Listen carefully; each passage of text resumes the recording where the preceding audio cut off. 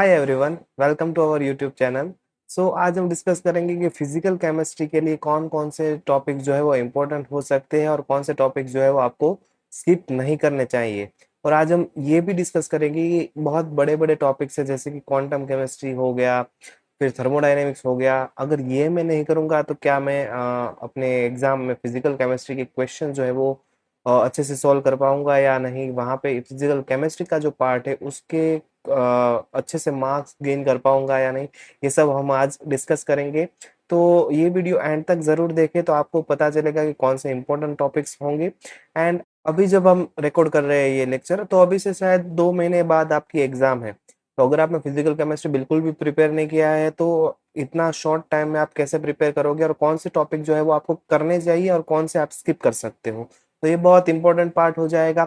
And अगर आप future में कभी ये वीडियो देख रहे हो तो यहाँ पे आपको इन्फॉर्मेशन ये मिलेगा, खास करके कि आप फिजिकल, अगर आपका थोड़ा वीक है फिजिकल केमिस्ट्री, तो कौन से इतने टॉपिक है जो करके आप फिजिकल केमिस्ट्री से ज्यादा मार्क्स जो है वो गेन कर सकते हैं। मतलब कम से कम प्रिपरेशन में देखो, कम से कम प्रिपरेशन से मेरा मतलब ये है कि कई बार क्या हो जाता है कि एज फॉर एग्जांपल की ऑर्गेनिक केमिस्ट्री आप ले लें, तो ऑर्गेनिक केमिस्ट्री में अगर आप नेचुरल प्रोडक्ट देखेंगे तो बहुत बड़ा टॉपिक है, बट हमारे नेट के एग्जाम में वहां से 2 मार्क का क्वेश्चन आता है, वो भी कई बार नहीं भी आता, ऐसा भी बनता है। तो इसका मतलब ये है कि हमारी जो प्रिपरेशन स्ट्रेटेजी होनी चाहिए वो हमारी एग्जाम टारगेटेड होनी चाहिए, एग्जाम ओरिएंटेड होनी चाहिए। तो इसी हिसाब से हमें देखना है कि फिजिकल केमिस्ट्री में कौन कौन से टॉपिक जो है वो सबसे ज्यादा इंपॉर्टेंट है और सबसे ज्यादा हम मार्क गेन कर सकते हैं अगर वो टॉपिक हम करेंगे तो।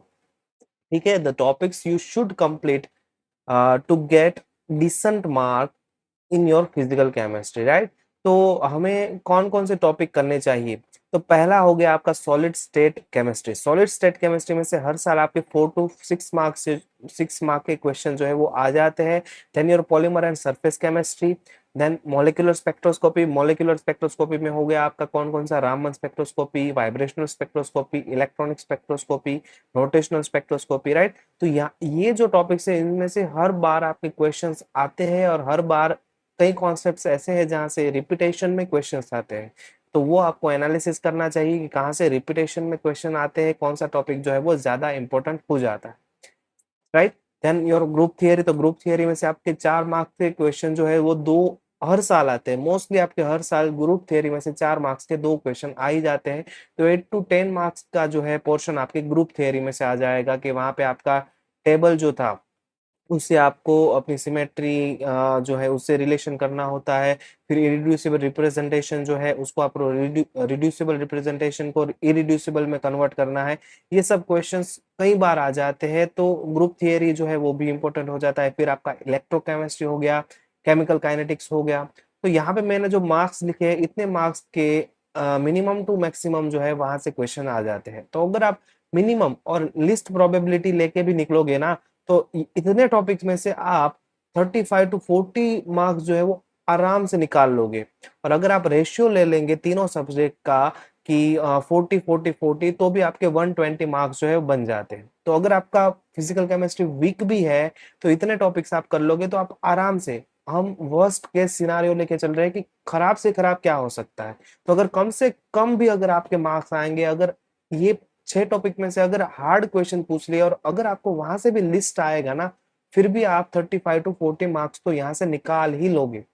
तो यहाँ पे स्टूडेंट्स को डाउट आएगा कि पॉलीमर सॉरी क्वांटम केमिस्ट्री कहाँ गया, थर्मोडायनेमिक्स कहाँ गया, तो वो भी है यहाँ पे।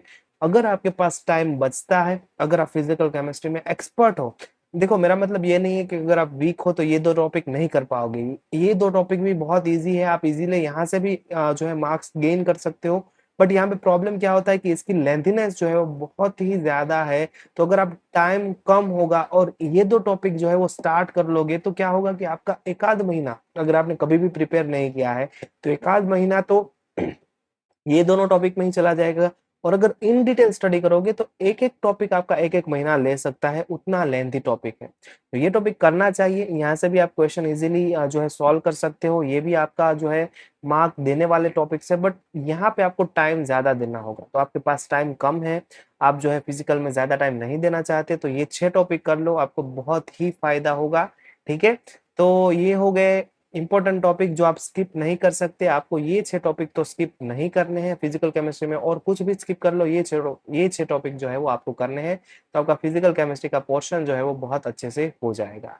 ठीक है? So thanks for watching. अगर आपका जो इन्फॉर्मेशन है ये वीडियो से इम्प्रूव हुआ है, then like our video, share it with your friends and subscribe our channel for more videos like this. Thanks for the watching.